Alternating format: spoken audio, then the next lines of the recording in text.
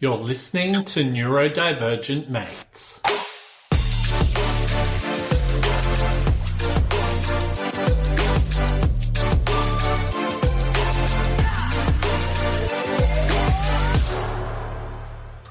Hello and welcome to Neurodivergent Mates. My name's Will Wheeler and my co-host, Photon John's actually away today. He's at the Queens of Stone Age concert. So Photon John, if you're listening, big hello to you. But I might as well just bring our guest straight on all the way from New Zealand. I've got my good friend, Rachel Van Gorp. Have I pronounced it right?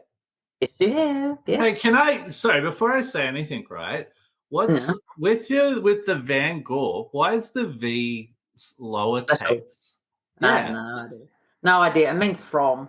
So I don't know. Oh, really? Well, what's like the nature? Where does it come from? It's Holland, Dutch. So. Oh, okay. Wow, cool. Well, thank you so much for coming on today. We've got a really big topic. Yeah, not a problem. So, Rachel and I actually connect. I was going through Google Scholar and, I was trying to find some research, especially around vocational education. For those of you who are, in vocational education, it's so incredibly difficult to find stuff, especially around neurodiversity in this area. And I was reading, doing a little bit of research on Google Scholar, and came across this, reached out to Rachel, and we haven't stopped chatting since. Am I correct, Rachel? You are very correct. Nice. But look, thank you so much for coming today. Just for all of our listeners, so what we are going to be covering today is neurodiversity research in vocational education.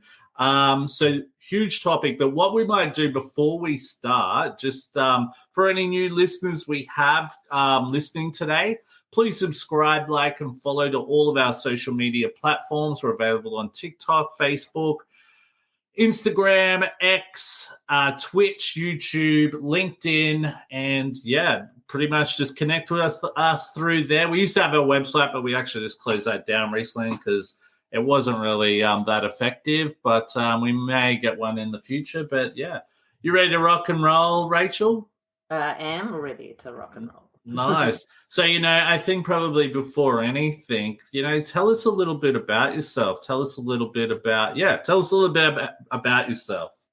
Okay, so Rachel Van Gorp, I'm from Dunedin, New Zealand. That's the very lower south of the South Island in New Zealand. I am a senior lecturer at the School of Business, which is at our Taga Polytechnic Te Pukenga, which is our vocational education provider throughout New Zealand. I've got a wide background, really. I came from a banking background. I went into personal training and massage therapy. I then opened a gym. I do lots of volunteering. I'm a wife, a mum. I have 2 adult children, and I have 2 little chugs, which are pug Chihuahua cross dogs. And you live right near the beach, right? Yes, very close to the beach. The whole of New Zealand, we're really by water all the time. So really on the coast, but actually not too far from a lake or anything like that. So, and we're in our summer, but not as hot as obviously where you are, Will. But we have had not such a bad summer. What's some of the temperatures you've been getting? I'll see if we can beat it. No, I'm not telling you. Oh, really? We've got, I think hang on, let me have a look. We did have a 30 on Valentine's Day. And then really? We plummeted to 13 the next day. Oh, wow. Crazy. I got to admit, I've been to New Zealand a few times now, and when it is actually quite warm over there, even when it's not that warm, it's still it's such a beautiful place. When it's a nice, clear day, it's beautiful over there. Just I suppose there's probably some place similar to it here in Australia, but just the rivers and that, they're just crystal clear, and you want to just jump into them, but they're probably freezing. Minus degree. Yeah, totally. So I was looking at my phone, and on Thursday, where I live, it's going to be 40 degrees. Okay, so Thursday here, I think it's 16 or 17. 16. I'll send you some heat. I'll send you some heat. Please. But no, thank you so much for sharing that with us. You said you used to be into gyms, right? What was that like? Oh, I loved it. Fun.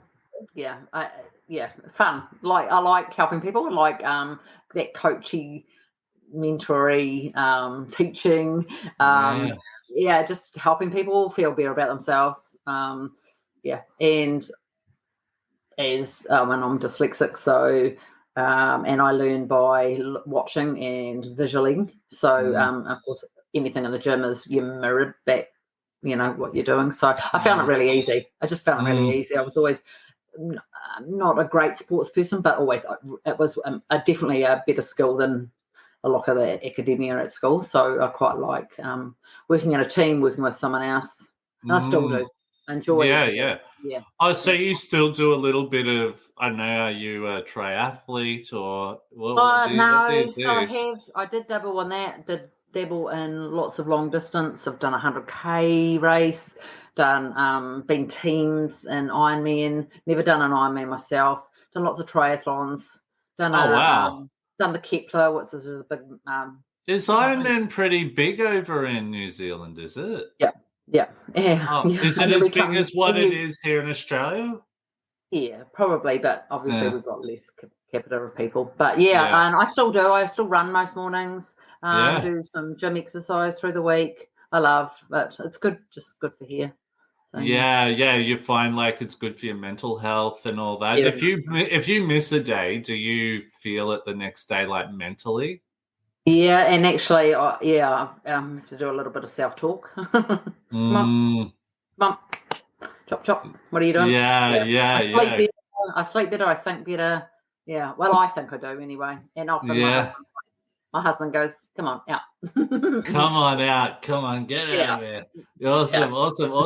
Well, I think it's just interesting because it's a side of you I've never really spoken to you about before. No. So we always have so much to talk about. We're always just talking about like neurodiversity and education and all that type of stuff. But no, that's interesting. But I think the main thing too is, tell us a little bit about the work you're doing now and especially, the research you decided to do.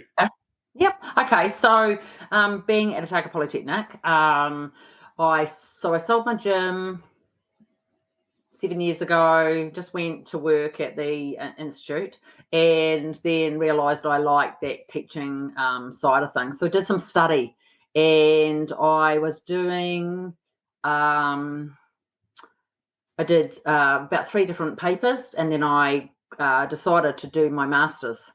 And while I was in my master's of my professional practice, my focus was on the neurodiversity and vocational education.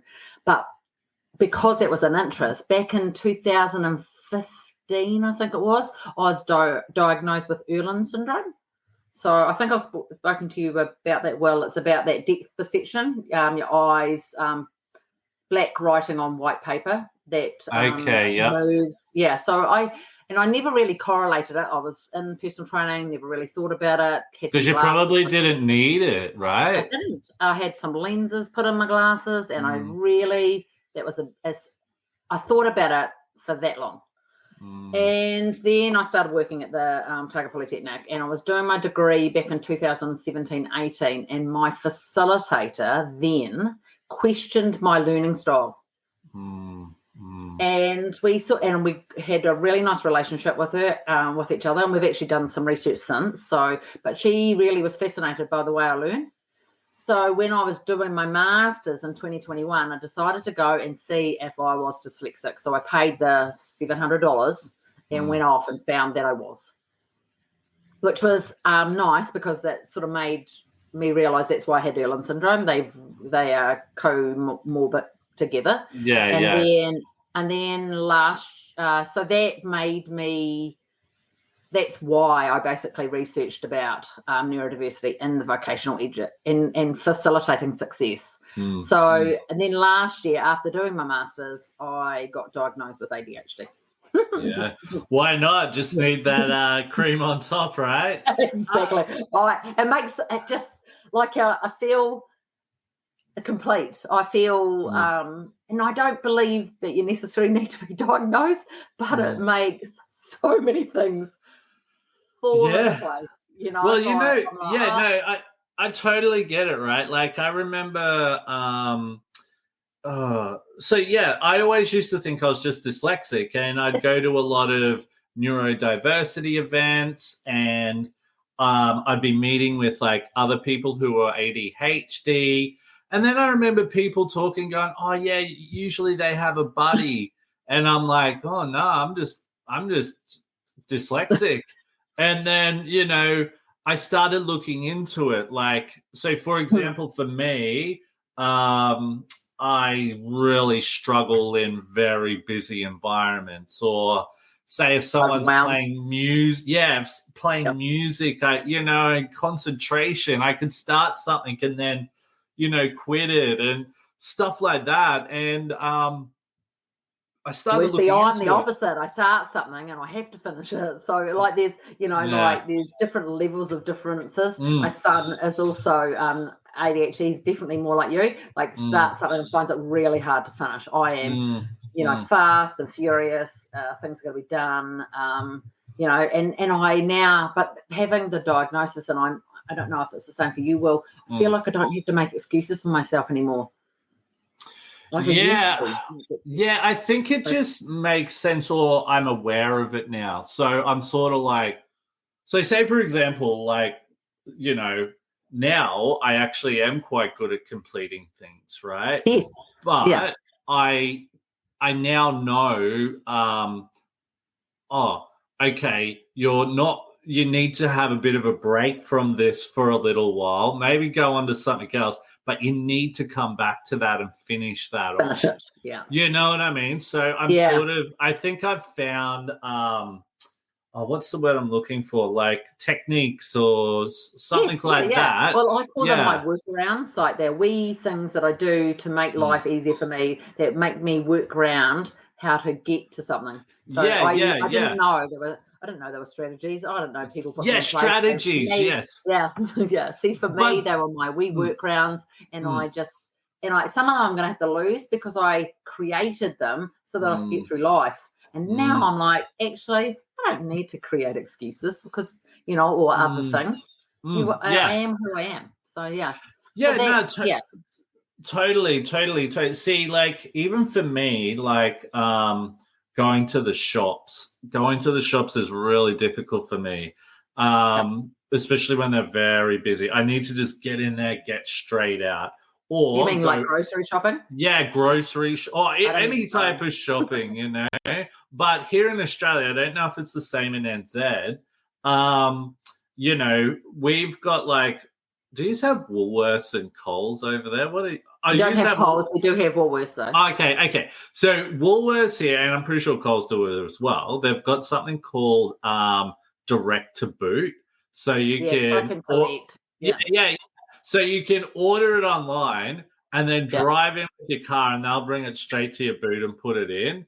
And I love that because they'll tell me when it's ready. I go and pick it up, and then I can get out. I don't have to find a car park. I go straight there. They put it in. I'm out. You know what I mean? So we have click and collect, so it's similar. But you know what I have? I have a husband that goes. And I don't okay. Okay, yeah. I'm not into grocery shopping. Do love shopping. And since COVID, have got very, very good at online shopping. Okay, yeah. But I think it's just those little things. You sort of realize what triggers those. And once you sort of have a bit of a better understanding of it, you're able to sort of get into that type of thing. But totally. So sort of going back to your research there, what enticed you to want to research this area? So what I did want to say, Sorry, let me just finish for a sec. What I did want to say was, I'm sure you probably, for one, you would have seen a lot of things that you struggled with, but especially being a teacher yourself, you probably would have seen a lot of this in your students as well. Is that correct? Absolutely. And I wanted to explore how lecturers could create learning experiences that included and not only included, but to take account of the challenges faced by our neurodivergent learners, but also like to be able to enhance their capabilities. We've just been talking about you and I enhancing our capabilities, and that because we bring, and so neurodiverse learners bring different learning styles and teaching into the learning environment. So I wanted to hear from learners who class themselves neurodivergent and were unaware that there was a lot offered from, and especially our target polytechnic, but from tertiary education. So, but I wanted to find out what their lecturers did. I wanted to see what support staff did. I wanted to see in tertiary education circles what the discussion was about neurodiversity. Like words are important, and words are important to get right. I wanted to know what the interests that learners to fit, and I wanted to find out. I just wanted to find out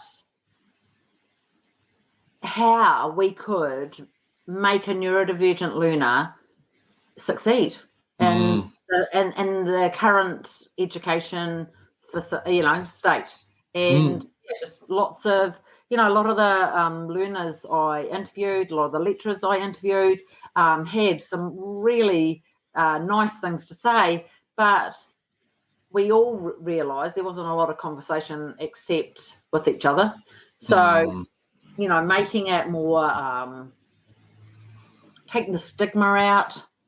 I just wanted to see how I dropped out of school in we call it sixth form, I don't know, year 11, year 12 at school, so second last year of school. Because I thought I was thick. So no idea where I could have gone. And I think that in a way I went and learned personal training because I thought there probably wouldn't be much writing, or actually there was a bit, but really low level. I'd hate to think if I found an assessment that I did back then and read it now what it would look like, because that wasn't what I was there for. I could show people, and I knew, and I knew that I love sport. Had to learn to be able to speak in front of a crowd. I was never... I was called Rowdy Rachel for the fact that I didn't just say anything. So it's the opposite type of thing. I want to hear, I hear my own voice, but I want, I want the conversation to be bigger and louder, and I want neurodivergent learners and neurodivergent individuals and anyone to, have a say and be heard. It's interesting. Back when I was in school, when you're struggling and there's no hope, or you feel there's no hope, because it is for a young kid, and I'm not sure if you were the same, when you're constantly failing, or you're being told that, hey, look, you're never going to be able to achieve these types of roles, you're going to have to do this, you're going to have to do a laboring job because you'll never be able to do this. You lose confidence, and when you lose confidence, you don't, I suppose you don't have the drive to want to learn. You know what I mean? Hard. Yeah. Because unless you've got someone in the background betting for you, it's so hard. Yes. Like I have a really supportive husband. I have a very supportive formal leader and a really supportive team. So I feel like I'm allowed to do anything. But for a long time, I didn't. And a long time, there was a lot of my youth and into my, later teens that I don't even know where I was going. Yep. It's so familiar with so many people. And you're dead right. I think when having someone there. But when I really started to, I suppose, start to do really well was once I had some really good role models, or, people who were able to see me for who I was and then gave me opportunities to be able to excel.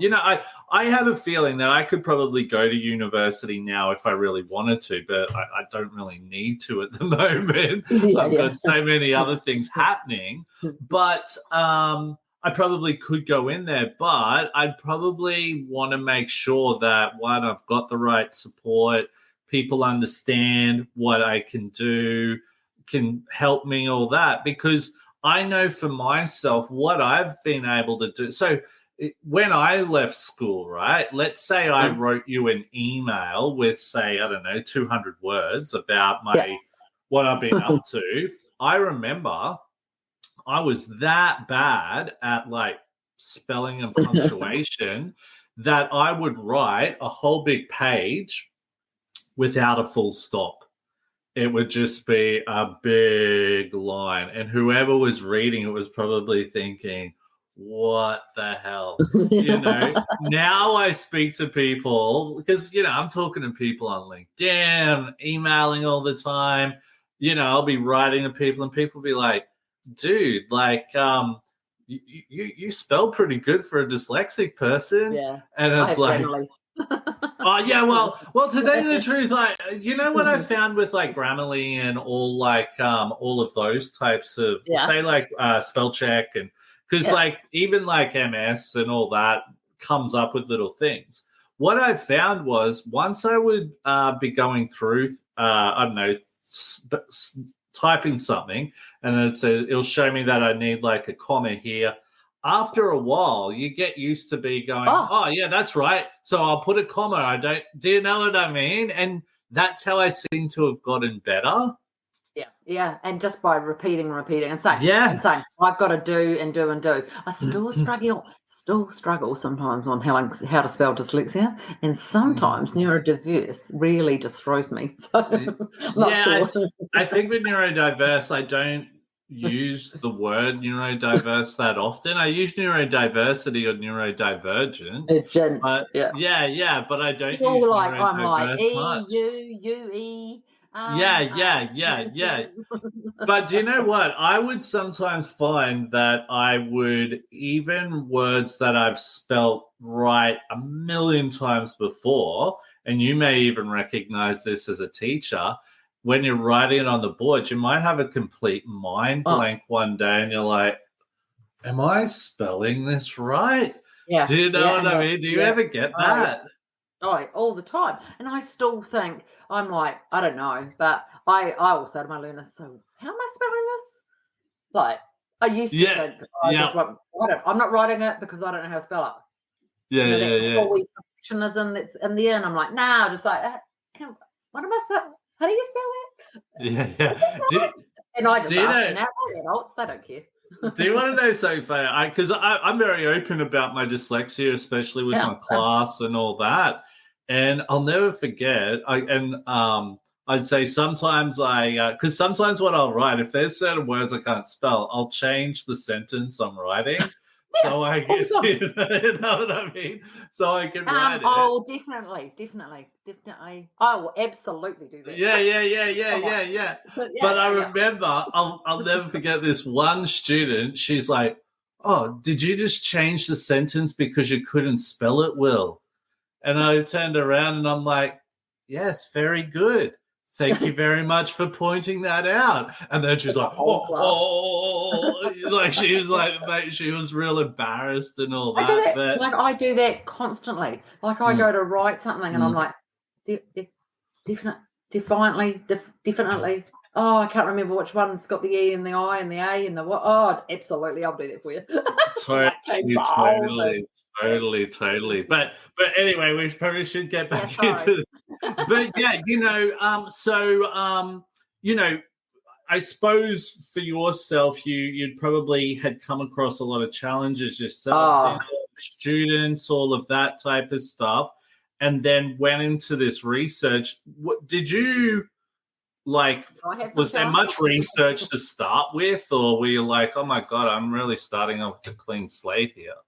I mean, well, like honestly, the challenge right from the start was that I had to read to see it and look to see if I could find any research on this area, and then I had to start writing stuff about it, and then in the way on the process, then I had to start staying focused, and then I had to start learning how to put this all together in an academic paper. I'm like, remember, I dropped out of school, so it was the whole thing. So yeah, I had to start looking. I had my supervisors were really good, and so they suggested that maybe I just read the abstracts for a start. To just read the abstract and see if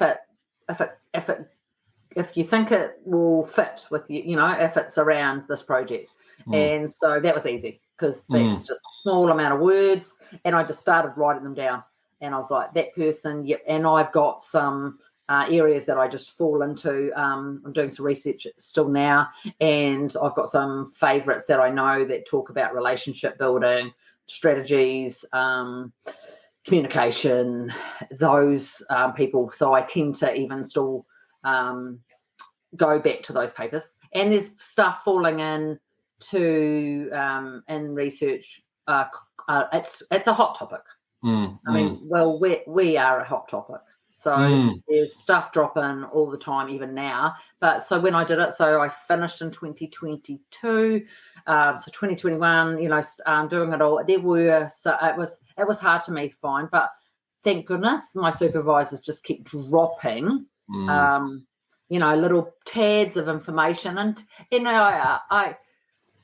I spoke to someone today about it, and I said, I learned so much about myself, learned so much about learning, learned so much about, being a neurodivergent learner, lecturer, mother, everything. Learned so much about it. Was a huge, the whole thing was huge. And yeah, it was mind blowing, really, and it still is. Really, even like you reading it and then finding you, but at the time, there's more stuff coming out now.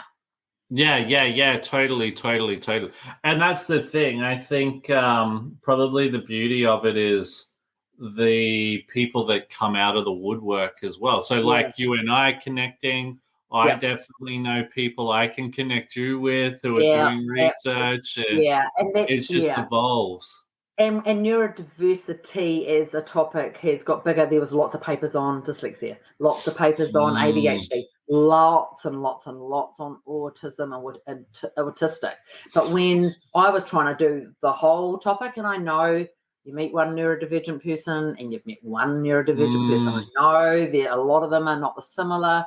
There's some traits, there's some not, some areas, there's different degrees or whatever. And severities of each thing.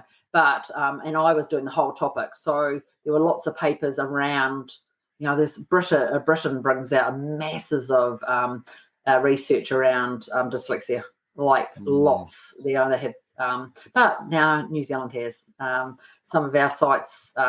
We've now got a website on a tab on our website talking about it. So it's just evolving. It's like I can't remember because it's just like this. It's got wheels. It's taken off. That's awesome. That's awesome. Yeah. But what were some of the challenges you named a few of them before, but did you have any resistance from, say, trying to get people on board to give you information? So I put out some posts and I put out some stuff, and I wanted some good data from different areas. I found that the lecturers I got easy to find. People I just said, I want, to interview. I was hoping in a way to get some maybe areas that weren't really on board, but of course no one was going to do that. And then I got the learners, and all my learners, there was the criteria. They needed to be a neurodivergent, and they were a very broad spectrum from Tourette's right through to dyscalculia, so it was like there was many, and it was great. And it was a couple exactly like me. One had Erland syndrome, dyslexia, ADHD. It was like talking to myself. It was hilarious. But we hardly even spoke. We were just interrupting each other. So it would have been hilarious, but do you find it sort of like more like it's almost relaxing? It's sort of like, oh my God, we have so much in common. Oh, I just was like, I came home and I said to my husband, I said, I met this person today that I interviewed, and I wish I'd known what they know at their age. I said it was a pleasure. Like it was I was like, oh, I wish I knew what I know now when I was her age, so yeah, but it was great. I learned a lot. Yeah, and I think that's a really good point. I know with a lot of the work I'm trying to do, especially with Neurodiversity Academy, is to really help those people at those younger ages and older ages as well, because I think especially at the ages we are at now, we're learning a lot of great stuff, which is actually helping our quality of life a lot more now. Oh, yeah. I feel I've just done some research study in stigma, which I haven't even looked at the results because I'm a little bit busy at the moment. So, and I'm looking forward to seeing that, because I asked for some stories. So I have not read it. And I got a good amount of replies from a survey that I did. And that, because that's where I thought I would go down. I thought, I didn't really get there in my own work. I found all these, I got some really nice building relationships, making those connections, maybe, tell someone early on in your journey that you have a different learning style, things like that. And stigma never really came up. And I even wrote a little bit about it in my literature review, but nothing really came up. There's a little bit of push. It was, it was like, oh, my lecturer doesn't understand what I can do, things like that, but not that real. Probably back, I was born in the 60s. It was like a blue collar syndrome, I wanted to hear some stories, so now I have some data, so you'll have to wait for that. All right, we look forward to it. We definitely look forward to it. But going on from that, what were some of the interesting things your research found? Like, celebrating the difference. Celebrating the differences, letting us recognise the diverse ways we all process different information, the different ways we all communicate, and accomplish the varied ways how we accomplish tasks. So just in regards to communication, right?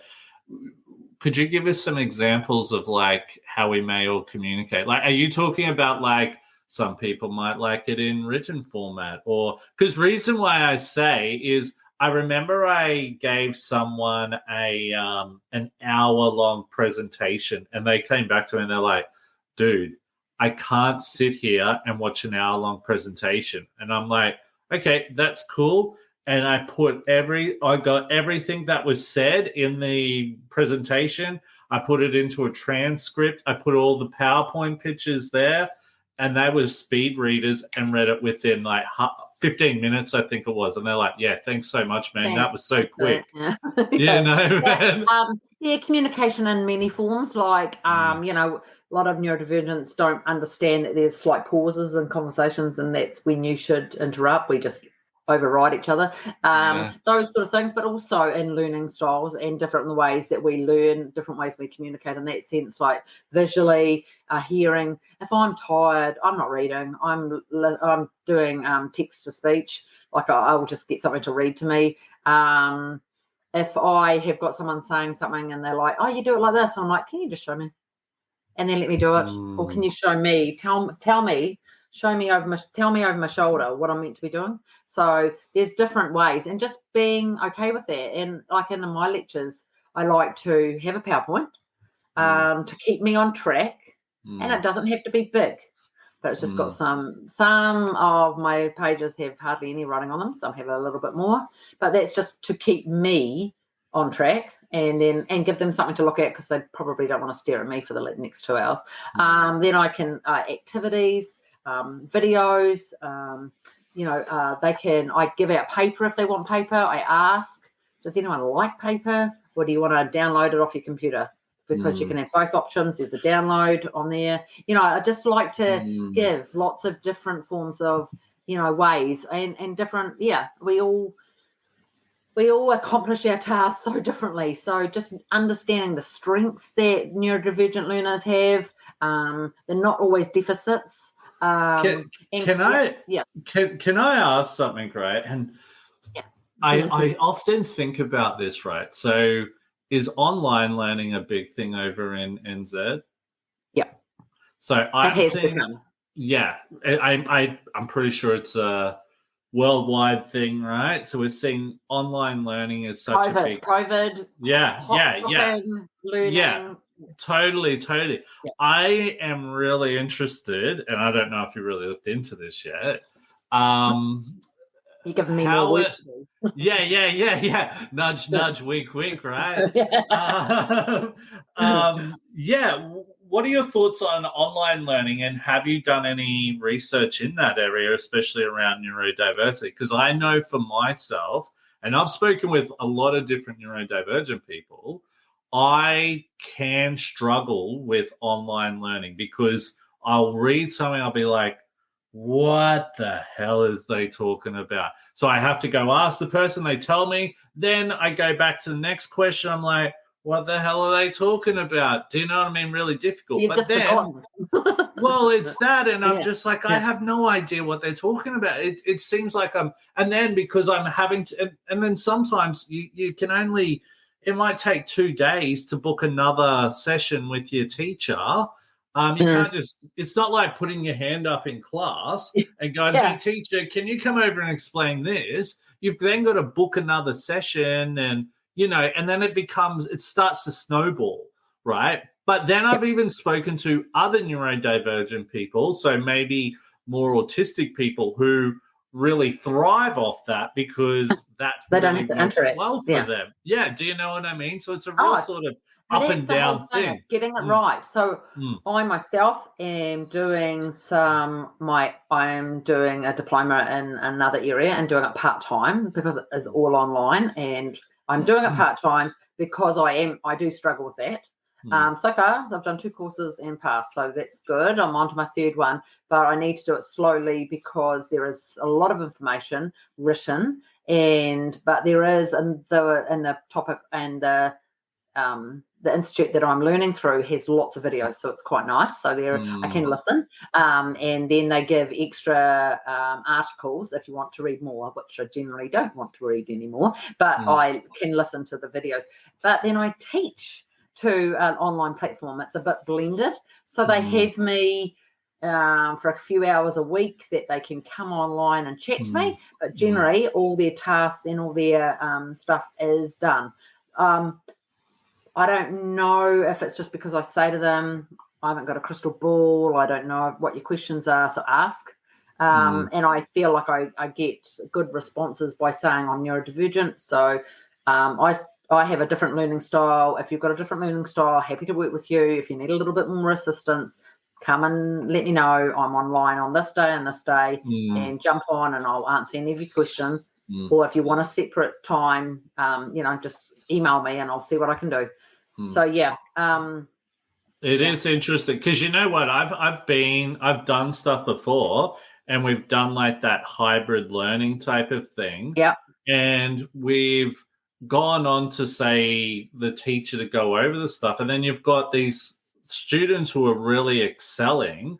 Then they'll go, "Oh, can you start with the last question, the hard one?" And it's like, man, I don't give a stuff about the hard one. I need to know this first one. We're going to number 1, please. Yeah. And then the teacher will just miss that and go straight to this bottom one. And it's like, or then I might go, hey, look, what I really don't understand this. I remember we went over it in class. Go back through the video and watch it. And it's like, man, I can't sit there and watch a whole video again. I need things broken up. And what you find is in a classroom setting, the neurodivergent learner won't be the one that says, yes, please, can you start again? You won't get that, and they'll sit there and struggle. So I'm quite good at reading a room. I'm quite good at seeing, and generally sometimes when I give an activity out, I will spot sit and sit in a room with me. Online learning, though, is a little bit different. And I will go back, but I've learned that you can do a control find on the application, the site that I can, and if I put in a word, it'll show me where there's lots of places that I can read a little bit more about it. So I like it though. I like it if I've got to be in the right, right. I think it has to. I think it can be done. I think it just needs to be set up in a way properly, and I think that the teacher needs to be mindful of the students as well, what's going to happen, because I just feel that this is but what I'm finding as well with a lot of online learning, it may be just entirely online where you're not even interacting. You're very minimally. I'm sort of doing that with my learning, but like one of the things that was really interesting that my research found was how do you create those healthy and helpful conversations and explore how lecturers can adapt their teaching to fit the learner, and just being not accommodating, because I don't believe you need to be accommodating. I just think that you need to have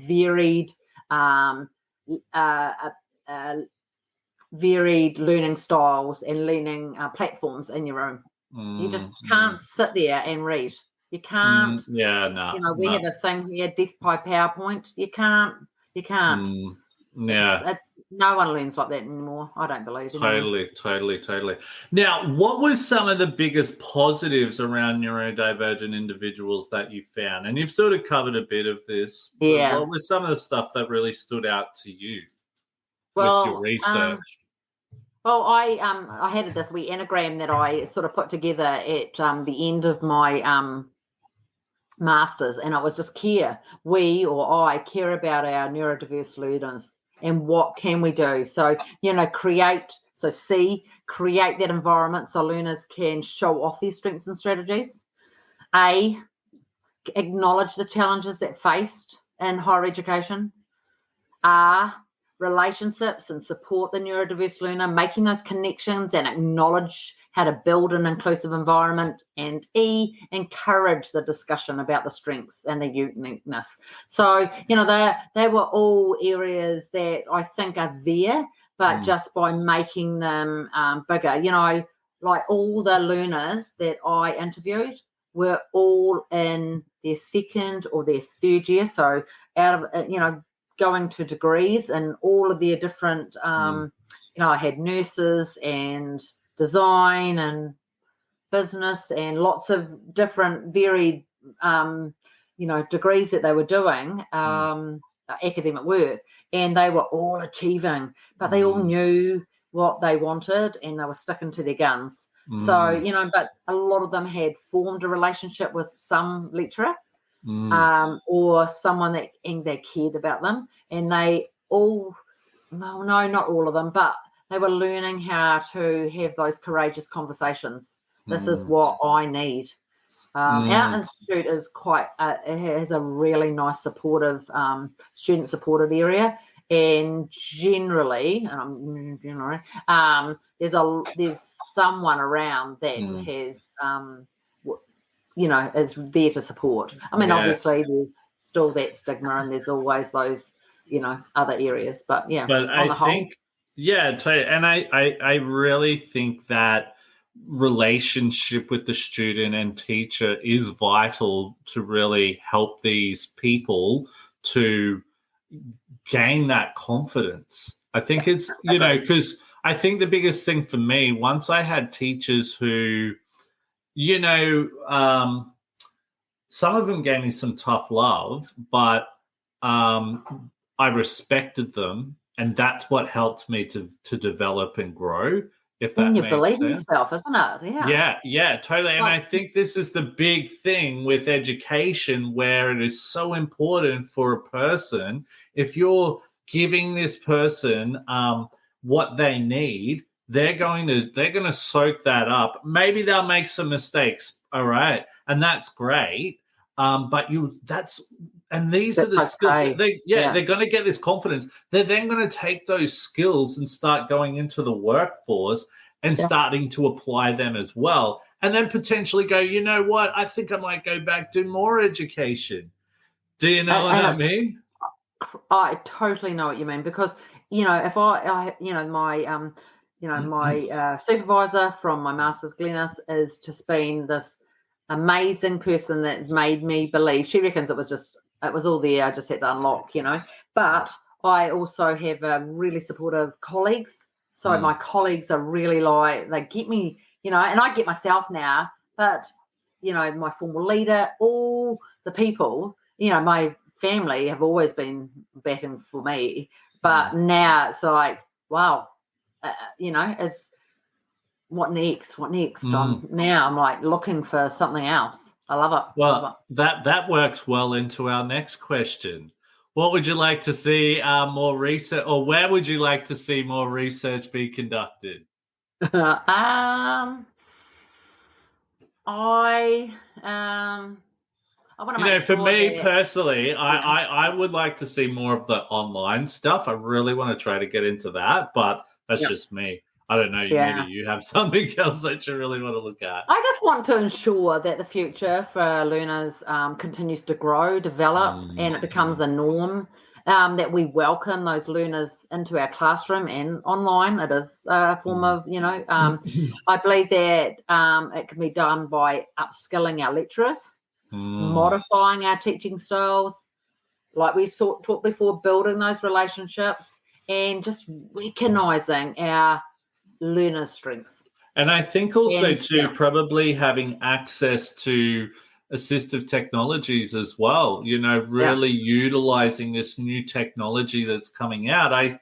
The thing that sometimes blows me away, not with everyone, but with a lot of learning organizations, they're still prehistoric, the old pencil and paper, you know, and it's like we really got to be moving towards that future, because there's going to be organizations who are moving towards that. And if you're not going to evolve with them, you're going to get left behind. Well, there's some organizations that are paper free. So, you know, like they don't even have paper. And, you know, I was talking to a physio the other day, and he said, will you fill this out? And he goes, do you want to do that online? And I went, oh, do I have an option? And he said, some of my clients like to do paper. And I said, oh, no, I'll do it online. So, you know, like he's still given that wee option, but I think he'd like to be paperless. You know what? I was doing some work for a company one time, and the students like, hey, am I able to use a computer to complete my assessments? And they're like, no, we don't do that here. And I'm like, what? Like that's like discrimination almost. If say someone can't like write, and you're like, no, we don't do that here. You know, that's just ridiculous. I just can't believe at this day and age people are still like that. And they should, and do you know what really they should be saying? You put it in any way you like. Yeah. Totally. What hardship is it for them to any form? Yeah. You know, they could have. Who said? Yeah. Like, it's just like, why are we still going? And a lot of my arguments, or the response to a lot of my arguments, a lot of the time have been like, look, our cohort, a majority of them don't use computers and stuff like that. And it's like, well, you know, and if we have a look at a lot of, and okay, some of those qualifications that they're going for would probably be for, you know, laboring jobs or whatever, right? Yeah. But if we're looking into the future, and when I say this, the not too distant future, we're going fully automated. Everywhere's going fully automated. We should really be looking at, if someone can't be writing or whatever, we need to be getting them up to some type of speed with these computers before they even consider doing some study, because they'll be null and void shortly. Yeah, that's crazy, isn't it? Life is, I mean, and things are progressing. AI's here to stay. You know, get on board or you'll be, you know, sad. Totally. Do you know what? Even like myself, like I'm pretty tech savvy, but I'm not as tech savvy as like a lot of these younger kids. I try to make sure I'm up to speed with things because I don't want to get left behind. You know what I mean? I want to be on board with all this new technology. Yes. Yeah, and know it so that you can talk about how you should use something and how you shouldn't use something. Yeah, like it's just, and if you're doing academic work, or if it's not your work, then don't claim it. Just give credit where credit's due. Well, you and I, we were having a conversation not long ago about ChatGPT, and that's a big talking topic in education at the moment. And for me, I love ChatGPT, not so it can print out my assessments for me, because I like to do the assessment, but I need help with, say, the spelling and punctuation, and it helps fluffy words that we wouldn't put in there. Yeah, exactly. But when we're seeing people abusing that system, that's where we've got problems. And I think those people those ones that are abusing it, like we always saw learners who would go on to Google, put in a question, and then copy whatever Google spat out and just put it in. Sometimes they wouldn't even change the font. And I think those learners are going to be the ones that copy straight over. But I think you can get good best of both worlds. You can teach your learners how to put the fluff around the words that you don't want to, I've helped make an email. I wanted to write an email to someone and say no. And I thought, I probably should say, oh, hi, how are you? And thanks for the email and da-da-da-da-da. So I just sent a chat, reply to them. No, I love it. Lovely fluff around, Yeah, no, I love it because actually the job that I just applied for recently, I used ChatGPT to do the cover letter. Oh, yeah. Because so what all I did was write it out myself, and then I said to ChatGPT, "Can you rewrite this and just fix up the punctuation?" Yeah. And it pretty much had my words, but it just made it sound a little bit more better. Fluffy. Yeah. And I was like, man, this sounds awesome. That's what I meant. That's what I meant. Yeah, totally. So are there some practical outcomes from your research being put into place? Well, I there was a few handouts like that care that I just mentioned before. Then we've got a neurodiverse flag so we've got a neurodiverse community of practice. There's a group of us on the Polytechnic, and we've just got 4 more people to join our steering group. So there's a group of us, and then there's a wider group of us. And then we have, so we're all of that. We have workshops or HUIs, what we call them here. And we bring in people to talk about something that someone on the committee has thought that it may be an area of need. We've now got a flag inside and outside saying that neurodiverse learners are welcome. We have, an area on our staff page, as well as our our intranet, as well as our website for the learners. The conversation is huge. We have a quiet space in one of our blocks. It's a room that is, no technology, no chatting, no eating, just, sitting there. One of the most calming spaces. And do you know what? I sat in there I was showing someone, and we just both sat down and just sat there.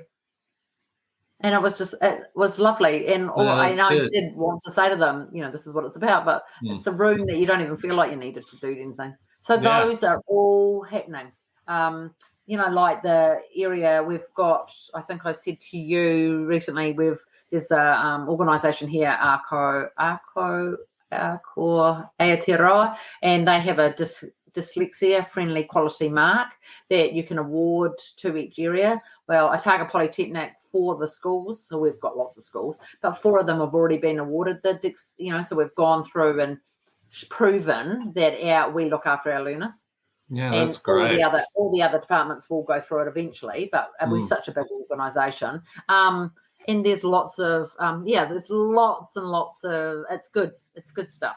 Yeah. That's awesome. Oh, what about the lecturers? Have you found that a lot of them have been getting on board too now? Oh, I actually had a colleague friend interview me because she wanted to do some research about what I've brought to our department, what I've brought to her. So she went through ethics and asked if she could just interview one person, and that was me, and just had, because she just learned so much, and it just helps, like she said, it's just helped her open up and think about it in a different way. Yeah. You know, I have some of my other colleagues that have no idea about it, and they've just sat and talked and wanted to know what is neurodiversity, you know, or they didn't realise that I meant dyslexia and ADHD. They didn't realise it was another word. Yeah. You know, and so it's the conversation is huge. We had a huge symposium last year. We had, I think there was 200 online and 150 in on campus, 19 people over a day and a half, and that was big for just our little organisation, and we're looking to do that again in October 2025. So we had a UK lady talking and a few from Australia. People travelled down all over New Zealand came to it. We had our guest lecturer from Australia, from where does Protect work? Montage. Oh, yeah, Monash University. Yeah. And that was amazing. Just some good stuff is happening. It's there you go. And that's the thing. I think it is, especially from when I got into this space, like it is within, say, the last 4 years, it's getting bigger and bigger and bigger. So I think the work that you're doing and a lot of other people are doing, it's definitely really helping just grow it and just get a bit of a better understanding of it. But Rachel, thank you so much for coming on today. It's been thank you. Great having a chat with you today. It's always lovely to have a chat with you. All right. Now we're just able to record it. You know what I mean? But if you know, maybe some people want to connect with you or maybe find your research, what would be the best place to go or to find you? LinkedIn, really. I mean, I think that's where you reached out to me. So I've actually got my master's, I think, is on there, and I have actually written another couple of articles or co-authored that I put in there as well. And someone wrote to me yesterday and said, "Oh, I read this article. It was amazing. I hope that is what other lecturers are going to do." So there is some, if you want to scroll on my LinkedIn. But that's probably the best way to get me. Or find your well, I found your research through Google Scholar. Oh. Okay. So if you just type in Vocational Education Neurodiversity Research, I think, and then it came up. There's a whole certain thing. I think yours might have been the second one down. And that was where I found your research. Is that where it is? Yeah. I just put Rachel Van Gorp. Okay. Yep. Cool. And it's got Embracing Neurodiversity, Supporting Learners to Success. Oh, no, that's not even it. That's my other article. My Journey. Oh, no, that's another article. Oh, so actually don't do that. Oh, there's, Neurodiversity and Vocational Education, Facilitating Success. Cool. And I have 2 others that are there too. Sweet. Also, too, just a shout out to Kelly Hutchinson. She just wanted to say thank you. It was inspiring. So thank you, Kelly, for coming through. You legend. Rachel, thank you so much for coming on today. Please connect with Rachel. She's doing some really great stuff there. Thank you so much for listening. My name's Will Wheeler, and this is the Neurodivergent Mates podcast. Until next time. See you later.